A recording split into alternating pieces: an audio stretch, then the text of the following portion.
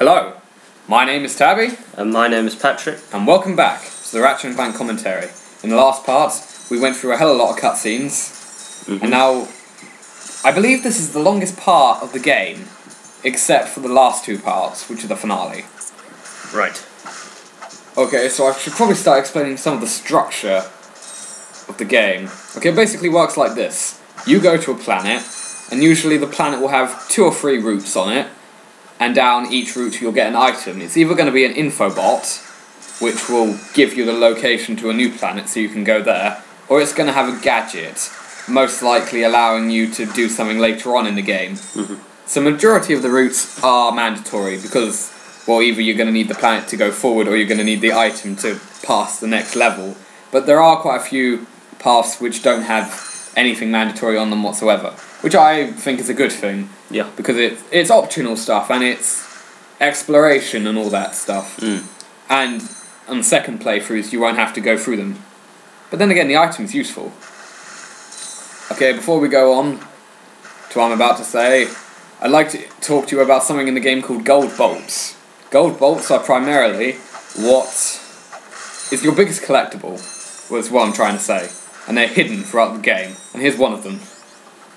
This will be a 100% one of a 100% run of Ratchet and Clank. We're going to get all the gold bolts. So hopefully people might be able to appreciate that. They're playing their beautiful HD collection. They're like, huh, I'm missing a few gold bolts. And they can come to us. And find them. However, while it's technically not 100%, I don't show off every single weapon in the game, because I don't have the bolts, enough bolts, and I don't do the skill points. What the skill points are, is that they're basically achievements, that's the best way I can say it. Yeah. But they're achievements, except they're actually in the game. So when you actually get them all, they give you something. And in this game's case, it's actually a couple behind the scenes videos. Alright. Which I think is pretty decent. Yeah. A reward. Although, in Ratchet and Clank 2 and 3, probably in my opinion, the best reward ever in a video game for doing something, it has the Insomniac Museum.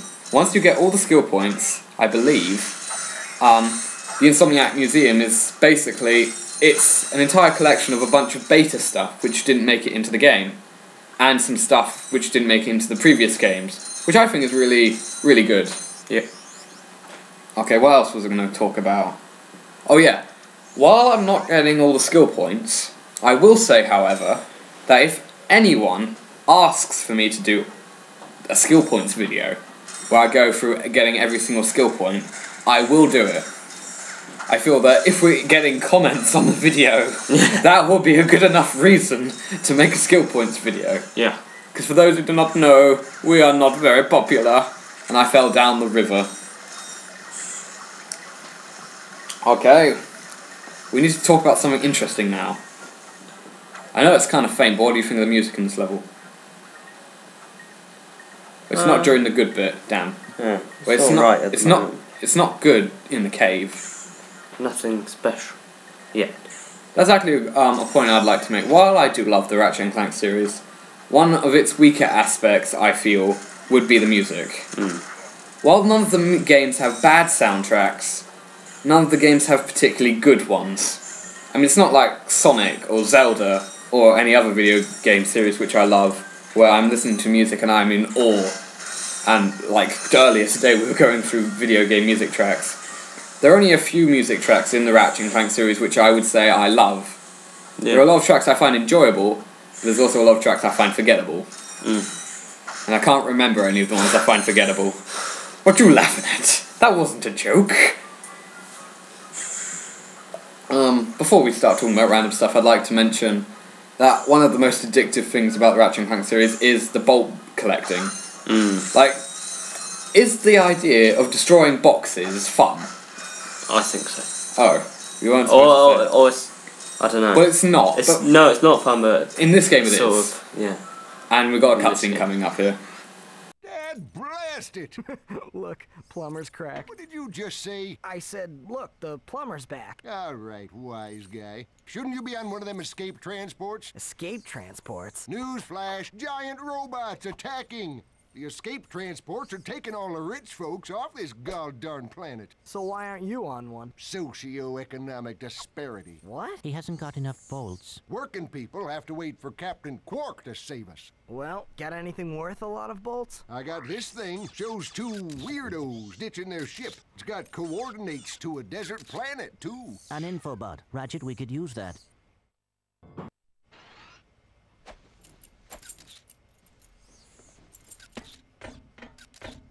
Geronimo! Did he just slide down a sewer pipe? Mayday, mayday! This is the solar ship Radical. We seem to be under attack from the planet's surface. Relax, kid. It looks like some sort of fireworks display. Probably in your honor. Whoa! That was close! Ah! Pipe down, I can't concentrate. Oh, we've been hit! An unexpected detour. When we land, I'll see if I can scare up an exhibition for you. We're not gonna live that long! Kid, let's scream! Eject! Eject! Did you see that guy on the left? That was Skid McMarks. Does he know Captain Quark? I doubt it. He's a pro hoverboarder, always going off about how cool he is. Looks like he's in trouble. I'll say. I've never seen him look so freaked out. Okay, now there's a bit to talk about here. What I'm going to talk about there is the character, the plumber. The plumber is a reoccurring character in the Ratchet and Clank series. He's appeared in Ratchet 1, Ratchet 2, Ratchet 3, Ratchet and Clank Tools of Destruction, Ratchet and Clank A Crack in Time, and Ratchet and Clank All for One. He's basically, or in the first three, he was more just cameo, to be perfectly honest, but in Tools of Destruction he actually affected the plot quite kind of a bit, like being this ultimate knower of all that helps the hero on his journey. And I actually have a theory about the plumber, which is completely wrong. I'm going to give it anyway, because I believe it's worth showing. I believe that the plumber is a Time Lord. Right. You know, from Doctor Who. Yeah. My evidence for this. A, he was called the plumber. And you know, like, you've got the Doctor, you've got the Master. Yeah. Another thing is, in Ratchet 2, he, after you talk to him, he says, nice doing business with you, see you in another year. I know that's sort of a joke, because, well, they're going to make another game in a year. But he could have time travelled. And the other thing is, in Tools of Destruction and A Crack in Time, he is very all-knowing. Yeah. And he says he's been around the universe. And another theory I have towards this is when he jumped in that sewer pipe, he yelled Geronimo, which was the catchphrase of the 11th Doctor, portrayed by Matt Smith. Oh, yeah. So, checkmate, he's a Time Lord. Another interesting thing about about the plumber is that his voice actor is a man called Neil Flynn, who is actually rather famous. Neil Flynn is most well known for his role as the janitor in Scrubs. Oh, right. And he also plays a role as a father in that one other sitcom that's going on at the moment, which I haven't really seen. But I think that's kind of interesting that, I mean,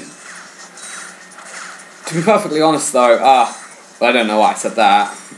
He wasn't in Ratchet Tools of Destruction though.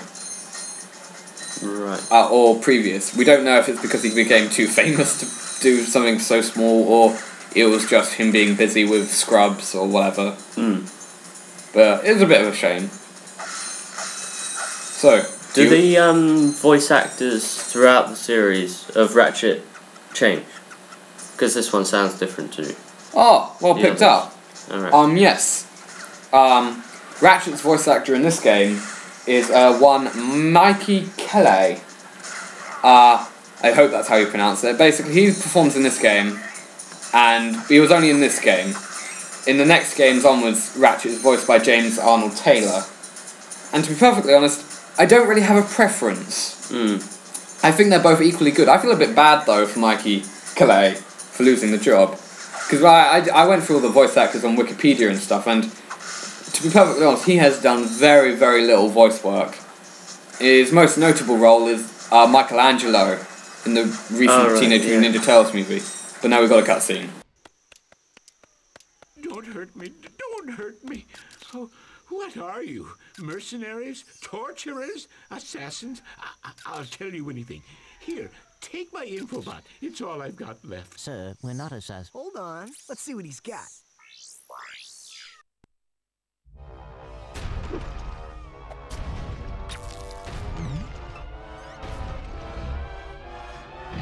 Has this ever happened to you? Hi, I'm Captain Quark, and believe me, there's nothing worse than staring down a Blargian snagglebeast from the inside and knowing your equipment isn't functioning properly.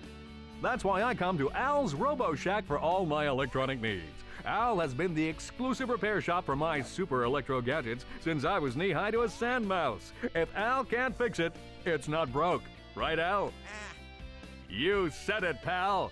So if you're fighting crime, or just fighting grime, come to Al's Robo Shack in Metropolis for all your robotic repairs. Al's Robo Shack, it's Quarktastic! Do you know what this means? Yeah, Captain Quark is really sold out. No, it means Captain Quark is on Metropolis. We could tell him about this invasion. If we had a ship. What? A ship? What? You're not going to torture me? Well, as planetary chairman, I could arrange for you to borrow our courier ship. Cool. You can count on us, sir. Right. Thank you, your chairman shipliness.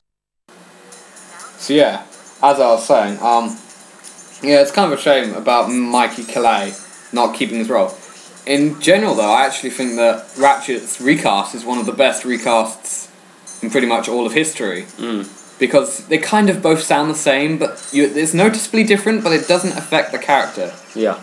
About James Arnold Taylor, he's actually done quite a lot of stuff. It's kind of funny is that he actually plays Leonardo in the TMNT movie. I thought that was kind of funny. But yeah, more random facts in the next part. See you then. Say goodbye, Patrick. Goodbye, Patrick.